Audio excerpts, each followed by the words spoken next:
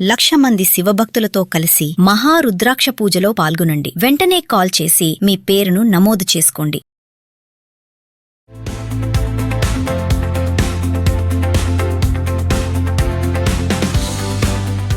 నమస్తే, welcome back to Suman TV.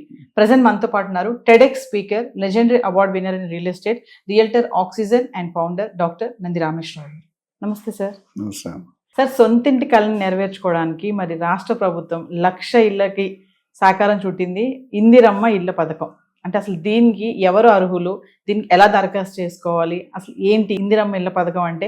మరి గతంలో కూడా మనం చాలా ఇలాంటివి చూసాం. మనము ఒక్కసారి దీని గురించి మాట్లాడుకుంటే. మీరు కొనుక్కోలేరు ఇప్పుడు, ఎందుకంటే మీకు ఆల్రెడీ ఇన్కమ్ ట్యాక్స్లు poor people, poor of the poorest. Okay, మన సామెత ఏముంది? Poor people always become poorer, rich people become always richer. ఈ రెండింటికి మధ్యలో ఉంది. పూర్ అంటే ఏంటంటే వాడికి రేషన్ కార్డు బయట ఏదో పింక్ ఉండాలి, కార్ ఉండకూడదు, ఓన్ హౌస్ ఉండకూడదు, వాళ్ళందరూ ఎలిజిబుల్ కాదు. సో ఇందిరమ్మ ఇల్లు అనేది పాత కాన్సెప్ట్. ద లేటెస్ట్ లాస్ట్ 10-12 సంవత్సరాలు కనుక చూసుకుంటే కేసీఆర్ గారు 1,50,000 ఇల్లు డిస్ట్రిబ్యూట్ చేయడం జరిగింది తెలంగాణలో. దానికి ₹1 కూడా ఛార్జ్ చేయలేదు. అది పాయింట్ నెంబర్ 2. ఇప్పుడు మన రేవంత్ రెడ్డి గారు వచ్చాక దాన్ని బిగ్గెస్ట్ కాంగ్రెస్ పార్టీ ఇందిరమ్మ ఇల్లు అని పెట్టి 1,00,000కి ప్లాన్ చేస్తున్నాం అన్నారు. 1,00,000 ఇల్లు ఇవ్వడానికి ప్లాన్ చేస్తున్నాం. అంతమంది కేసీఆర్ గారు డబుల్ బెడ్రూమ్ కూడా కొన్ని డిస్ట్రిబ్యూట్ కాలేదు, ఇప్పుడు వాడుకుంటున్నారు. అయితే ఇక్కడ సమస్య ఏంటంటే పూర్ పీపుల్ అన్నాడు ఎవడు రోజుకి 100, 200, 300 సంపాదించారు. అంటే 8 నుండి 10,000 లేదా 7 నుండి 10,000.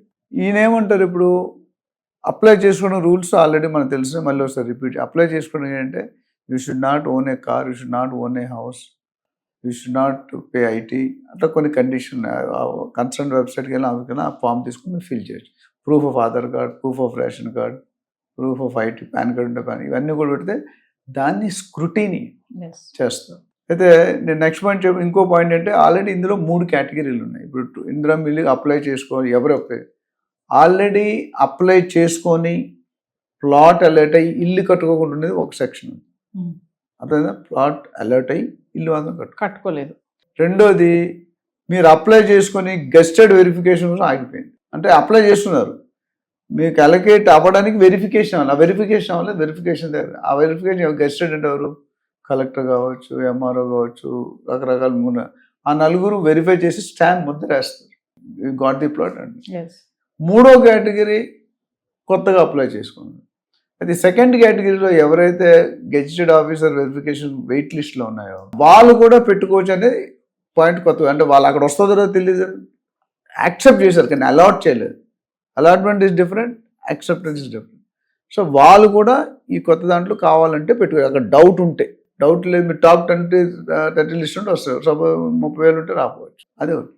అది ఇక్కడ ఇష్యూ ఎందుకు అవుతుందంటే గవర్నమెంట్లో బర్నింగ్ టాపిక్, పేదవాడు 6 లక్షలు కట్టగలడా?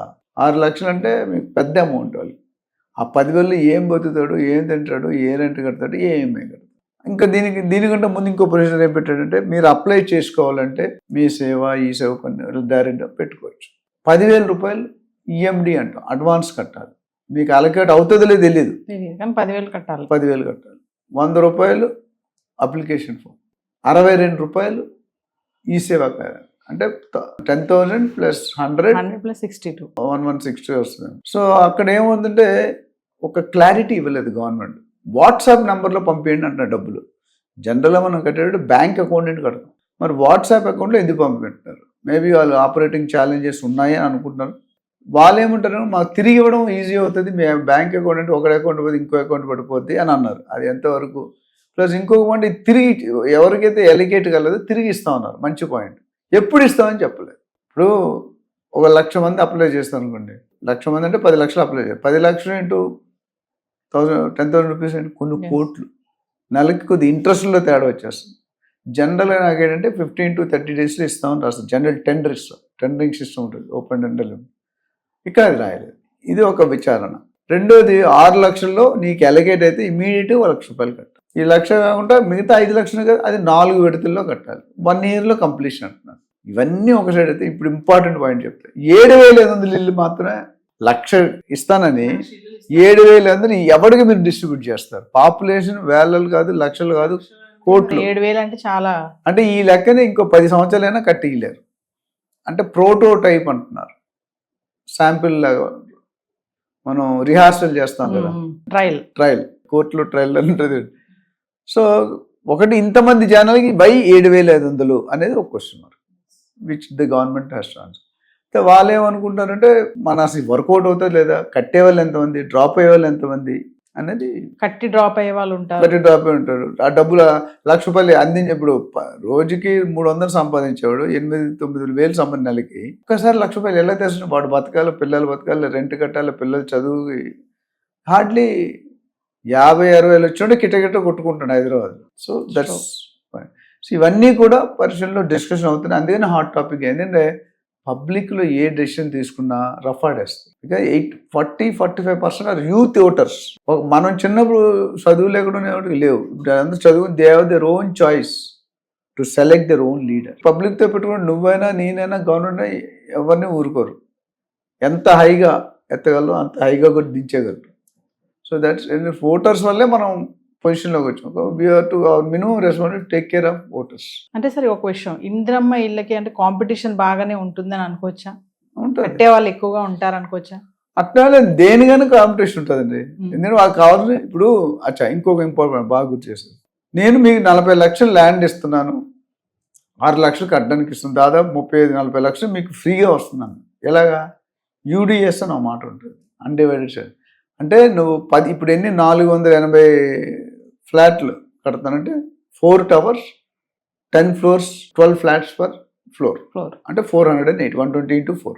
అందులో ల్యాండ్ షేర్ వస్తుంది. ఇప్పుడు చిన్న హౌస్ ఉంది, మాలా 3 floors ఉన్నది, షేర్ ఎక్కువ వస్తుంది, 70, 80, 100 square yards. ఇప్పుడు ఇక్కడ 1 square yard 4 లక్షలు అన్న అంటే అన్ని కోట్లు అని అర్థం. అక్కడ మనకి హైరైజ్లో 15 లేదా 20 గజాలు వచ్చే అవకాశం ఉంది. సపోజ్ 20 ఇచ్చాడు అనుకోండి, రేవంత్ రెడ్డి అంటే 2 లక్షలు రేట్ ఉంది ఇక్కడ, అంటే ఆ కూకట్పల్లి ఇక్కడ అంటే 4.